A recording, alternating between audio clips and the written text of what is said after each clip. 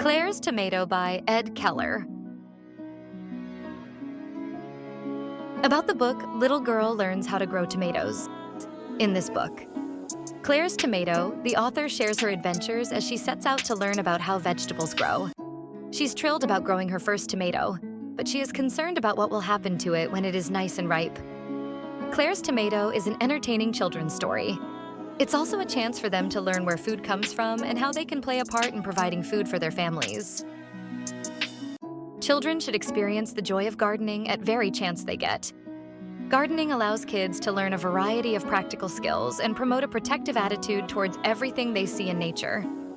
Teaching children how to grow their own food helps them realize how valuable our natural resources truly are.